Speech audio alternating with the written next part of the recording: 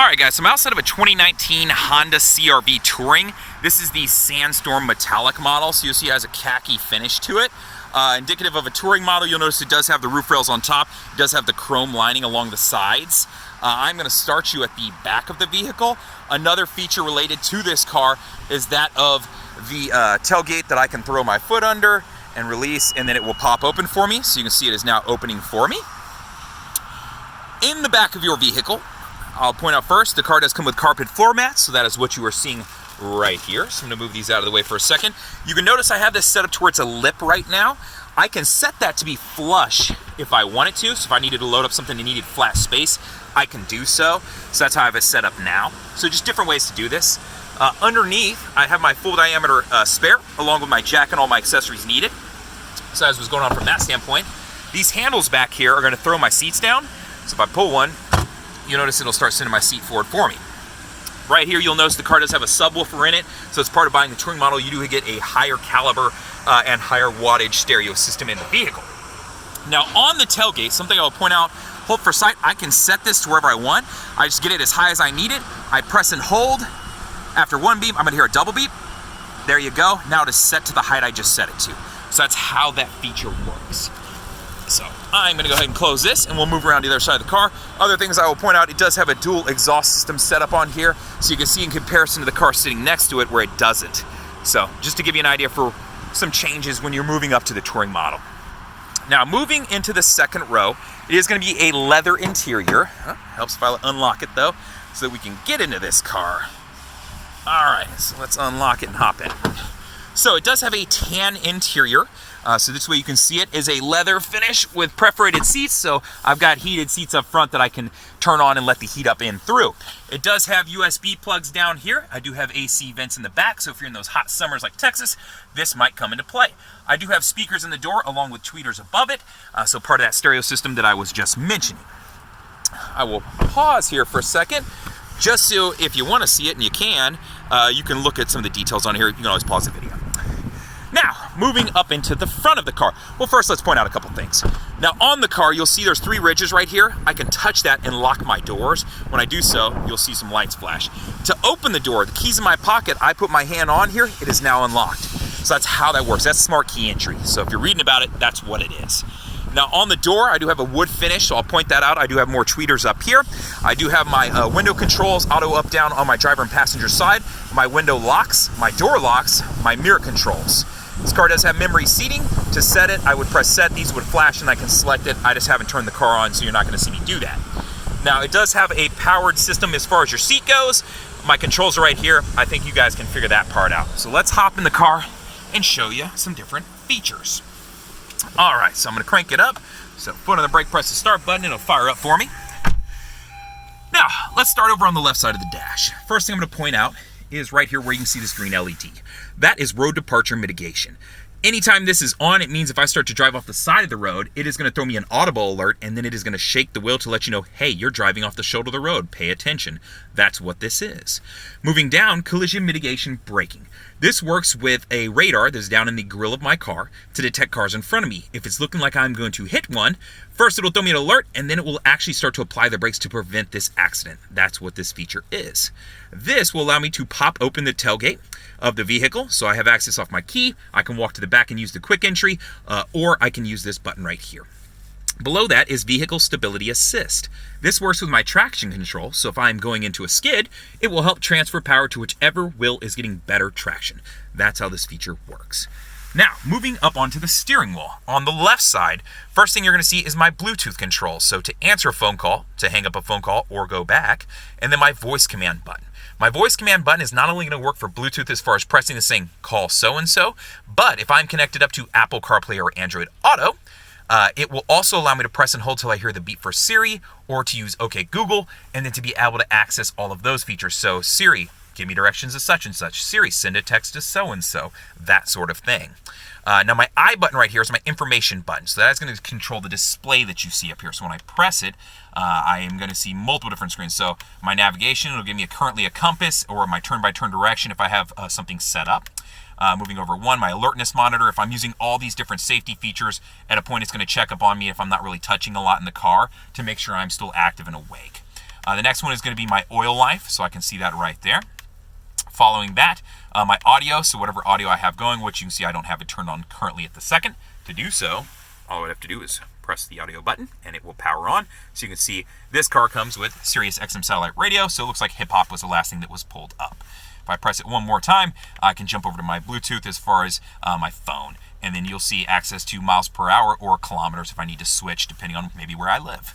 Now, my volume control is right here, and then as far as if I had audio running, pressing up on it, so let me go over to my audio. So I've got my audio pulled up right. If I press up, it's going to allow me to switch between whatever options I have set up and available right now. So right now it's just going to be AM, FM, and Sirius XM. If I had my USB, if I had my Bluetooth connected up, it would toggle through other options. So it's just a quick jump between my sources. That's how this works, right? So kind of cool. Moving over to the right side is where some of my safety features are on the car. So these two are going to be actively set on the go. So the first thing I would want to do is press the main button. When I press that, you're going to see ACC and LKS pop up. ACC stands for Adaptive Cruise Control, so let's start with that one first. That is set up to where if I am driving down the road and I'm going over 45 miles an hour and I start to drift out of my lane, it can correct for me and keep me in the lane. To set it up to do so, though, I need to press this button. When I press this button, you're going to see some dotted lines come on up there, so that's what's flashing at you right now. When those fill in solid, it means the car is actively reading the road. Now, how it does so is it uses a camera that is up in this box to detect those lines down on the road. So when it fills in, it means, hey, I'm actively reading the road, we're good to go. If you start to drift a little bit out of your lane, you'll feel the wheel just pull you a little bit to the right or left and center you. That's what this function is for, is just to help prevent an accident and keep you safe. You can overpower it, and if you use your blinker, it's going to allow you to move over. So just keep that in mind. It's just there to help out. So it's to assist you. That's what this is.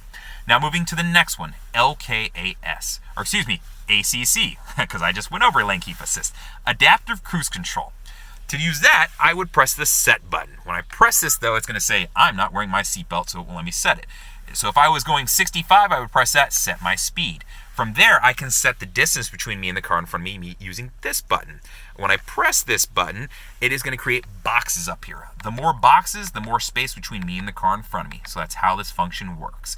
This feature uses that camera that I just mentioned and the radar down in the grille that my collision mitigation braking system uses. So this is going to use two different features, right? So that's how those two work. These are I'm going to have to actively turn on and off when I'm driving every time. The other ones I can leave on, and this will be on when I get back into the car. So just so you know what's going on from that standpoint. Now over here, I'll just point out I do have auto on-off headlights, and I do have fog lights that I can control right here. And then on the other side, I have my windshield wiper controls pull down to your windows. And if you want to do the back, flip the switch, and you'll see your back goes, right? So that's how my windshield wipers work. Now moving over onto the touchscreen. I'm going to start you from your home button. This is going to look a lot like my other model's touchscreen, but you're going to see there is one additional button because this car does come with navigation built in. My navigation system is set up through Garmin. Very simple to use. Anything you see on the screen, I can use the voice command button over on the steering wheel to access also. So when I'm driving down the road, it's going to prevent me from typing in stuff and doing certain searches.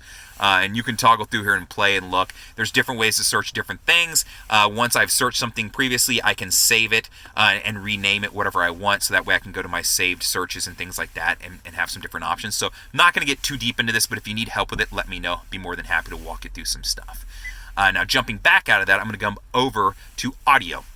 And I'm going to show you all the different sources that you have.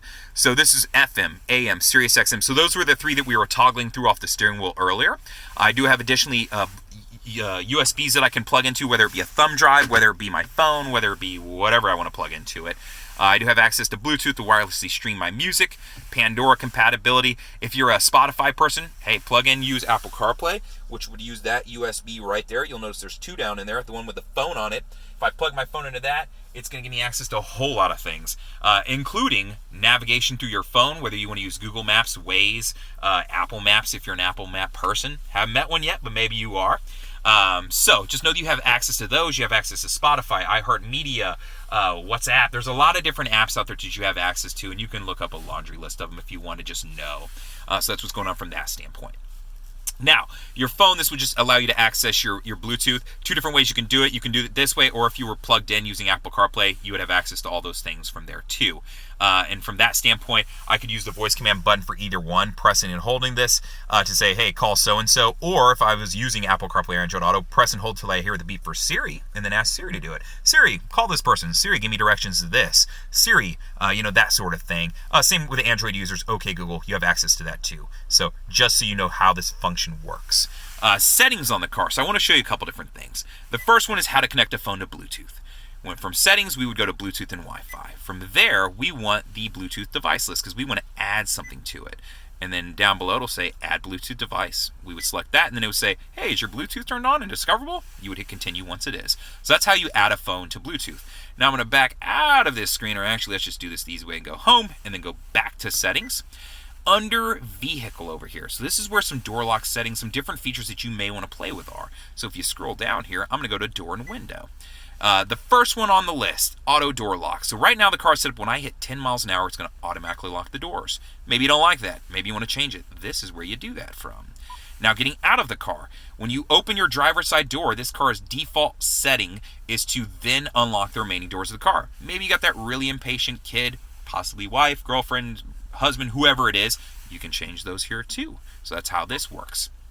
Now, scroll down to the very bottom, and you're going to see walkaway auto lock. This is a feature I really like, so I'm going to turn this on. When I turn this on, what that does is now, when I get outside of the car, I have the key fob in my pocket. When I get outside of 10 feet from the car, it's going to automatically lock the doors on the car. So if you're the person who gets halfway into the grocery store and goes, I don't remember if I locked my car, this is the feature you want to turn on. So that is just a few features under here. There's a lot of different settings you can look under. I just like to point those three out because I think they're very useful. So let's jump back to the home screen. Smartphone connection, once I have connected up my phone to the USB down here, this will light up and say Apple CarPlay or Android Auto, and then I could access either one of those. If you're an Android-based user, keep in mind you do have to download the Android Auto app. If you're an Apple user, all you got to do is plug in and go. Now, information. So if I touch this button over here, first thing I can pull up is my tripometer. So if I just want trip info, I can get to that info right here. It's the same thing that I can get to over on the dash if I want to also. So I'm going to select that over here and show you. Same stuff, just depends on where I want to see it. So that's what's going on from this screen. And I'm going to go back. You can also set up from there if you want a screensaver just to show up on the screen. So clock and wallpaper. From here, I can set up my own image to show here. I can eliminate that. I can change this. So just be aware you can customize this a little bit. And if you want more info on that, I can go over that too with you. Just reach out and ask me. So that's a general just kind of rundown of what you got going on here, right? So you can see this. Now moving down, you can see my AC controls are right here. I can control how much air, hot and cold from here if I want. You can see it'll adjust up top. You can see my numbers changing right there. And I have them synced right now. I can adjust them separate of each other too. So this is cool in the sense that not a lot of cars, if they are going to force you to use the touchscreen for everything, this gives you the option to pull it up on the touchscreen or to use the buttons. Why is that important?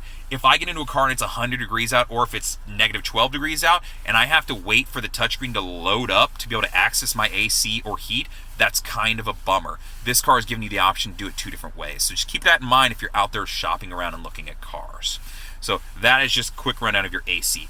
Heated seat controls are right below my AC knob, so you can see I've got it on both sides. So I can turn those on, and I have 3 different settings that I can set it to. I'm going to keep it on because it's kind of cool here. Parking brake is electronic. To set it, I put my foot on the brake. I lift up on the trigger to set it. When I do so, you're going to see brake in red pop up right there. When I release it, I put my foot on the brake. I press down on that trigger. That is then going to release the brake. Now, the next button is brake hold. That is what you see right there. I'm going to put my seatbelt on here for a second so I can show you how this function works. And that is letting you know, sorry guys, that you got to have your seatbelt on to use this feature. So how it works is if I am in drive and I have the brake hold button on, brake hold button is now on, I can have the car in drive, have my foot on the brake. Once I've come to a complete stop, release my foot from the brake while the car is still in drive, I am not moving. When I press the gas, it is then going to release and I start moving again. When I come to a complete stop, same thing, car is still in drive, put my foot on the brake, it's holding the brake for me. So this is set up for if I'm in like stop and go traffic and I'm wearing myself out. It's a convenience feature, guys. That's what it is, just so you know. So I'm going to throw this car in reverse and pull up my backup camera, which does have cross traffic monitoring. So if somebody's coming from my left or right, it'll throw me an audible alert and then show me arrows from which way they're coming. So it uses sensors off the back of the car. And then I have 3 different views on this backup camera. So I've got wide angle, I've got a normal angle, and then I've got one aimed straight down, so you can see where my hatch will open up to, and then 2.5 to 3 feet from my car, so if I'm parallel parking.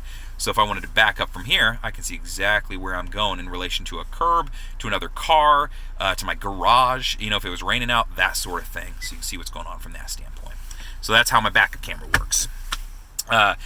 Econ button will improve the gas mileage of the car. When I turn it on, you will see this green leaf pop up.